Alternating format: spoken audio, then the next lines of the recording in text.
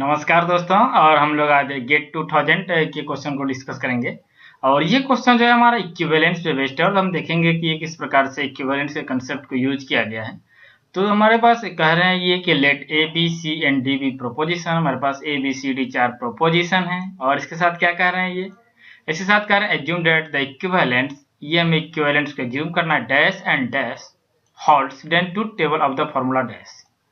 अगर ये दोनों के दोनों होल्ड्स करेंगे, अगर ये दोनों ये और ये होल्ड करेगा तो हमारा इसका ट्रूथ टेबल क्या होगा? Always true, false, same is the truth table of B, same is truth table of T.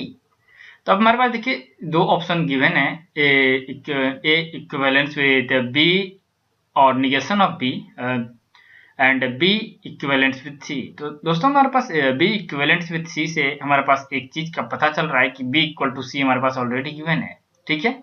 और चलिए हम ए इक्विवेलेंस ऑफ बी इसको भी सॉल्व कर लेते हैं, B plus negation of B. तो जैसे ही हम दोस्तों इसको सॉल्व करेंगे ए इक्विवेलेंस विद बी और निगेशन ऑफ बी, तो B plus negation of B आ जाएगा हमारे पास। और एक बात बताइए दोस्तों कि ए प्लस ए नोट का वैल्यू 1 होता है, तो हमारा जो वैल्यू हो गया ए इक्वल टू 1 हो गया, ए इक्वल टू 1 हो गया। और ए इक्वल टू 1 आ गया, इसका मतलब क्या है, हमारे पास पहला वैल्यू जो आया वो ए इक्वल टू 1 आ गया। इसके साथ ही दोस्तों एक बात और देखिए, B implies B equivalence with C holds B equal to C. सही बात है, बी इक्वल टू सी। और दूसरी बात ये, और जैसा कि हम लोगों को ये बात पता है दोस्तों कि अगर टोटोलॉजी इक्विवेलेंस के केस में जो बाय कंडीशनल है उसमें क्या होता है, सेम के केस में हमारे पास ट्रू वैल्यू आता है। तो हमारे पास बी इक्वल टू सी और ए इक्वल टू 1 है, जैसा कि हम लोग यहाँ पर देख रहे हैं। अब इसको हम लोग चलिए सॉल्व करते हैं, जो हमें पूछ रहे हैं ये पूछ रहे हैं, ठीक है। अब ये जो हमारे पास पूछ रहे हैं ये A and B implies with A and C और डी, ठीक है। पहली बात तो दोस्तों यहाँ पर जैसे हम लोग इसको सॉल्व करेंगे तो हमारे पास देखिए इसको हम लिख सकते हैं कि a dot B implies with a dot C plus D. तो putting a equal to 1 in expression, क्यों a इक्वल टू 1 हम पुट कर देंगे, हमारे पास जो सॉल्व करना है उसमें हम a इक्वल टू 1 पुट कर देंगे। क्यों पुट करेंगे दोस्तों, हमारे पास यहाँ सॉल्व करके हम निकाले हुए थे, ये हम सॉल्व करके निकाले हुए हैं।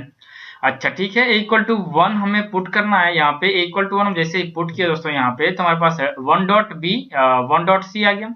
तो 1 को किसी के साथ भी मल्टीप्लाई कीजिएगा तो हमारे पास जिससे मल्टीप्लाई कीजिएगा वही वैल्यू आएगा। तो b implies c plus D, ठीक है, यहाँ तक हमारे पास क्लियर है।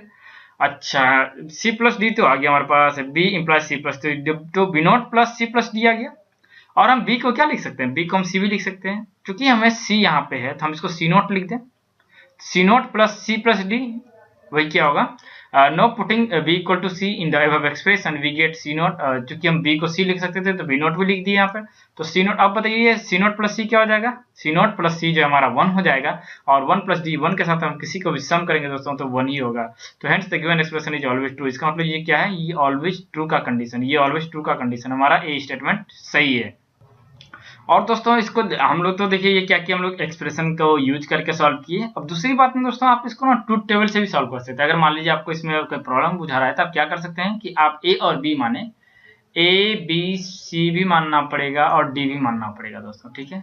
तो इसका मतलब क्या है कि हम लोग वैसे क्वेश्चन को ट्रूथ टेबल से सॉल्व करने का प्रयास करें जिससे हमारे पास दो ही वेरिएबल, जैसे मान लीजिए ए और बी रहता ना तो हम आराम से इसे सॉल्व कर सकते थे, इससे हम आराम से सॉल्व कर सकते थे। पर हमारे पास क्या प्रॉब्लम है, हमारे पास सी भी है और डी भी है। तो हमको हर हाल में जो गिवन है ना, जो हमारे पास गिवन कंडीशन है, हमें उससे निकालना पड़ेगा। और इस कारण से हमें क्या करना पड़ा, इस कंडीशन से हमें बी इक्वल टू सी निकालना पड़ा और इस कंडीशन से हमें ए इक्वल टू 1 निकालना पड़ा। इसके बाद जो है हम लोग इसको सॉल्व करते सिंपल जो है एक्सप्रेशन के फॉर्मूला से। क्योंकि हम यहाँ पर ट्रूथ टेबल नहीं बना सकते दोस्तों, हमारे पास 4 कंडीशन है, ए बी सी और डी है, तो हम अप्लाई कैसे करें, हमारे पास बहुत सारा कंडीशन आ जाएगा और हम सिंपली जो है नहीं निकाल पाएंगे। तो इस कारण से हमें डायरेक्टली एक्सप्रेशन का यूज करना है और क्या करेंगे, हम आसानी से इसे सॉल्व कर देंगे दोस्तों। तो हम इसमें क्या किए थे, ए इक्वल टू 1 यूज किए और B equal to C use किया और उसके हेल्प से जो गिवन जो एक्सप्रेशन जिसको सॉल्व करना था उसको हम सॉल्व किया और हमारे पास फाइनली जो है 1 आ गया।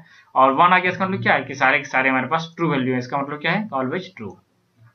तो थैंक यू दोस्तों, आशा करता हूँ कि आपको ये क्वेश्चन काफी अच्छे से समझ में आ गया होगा।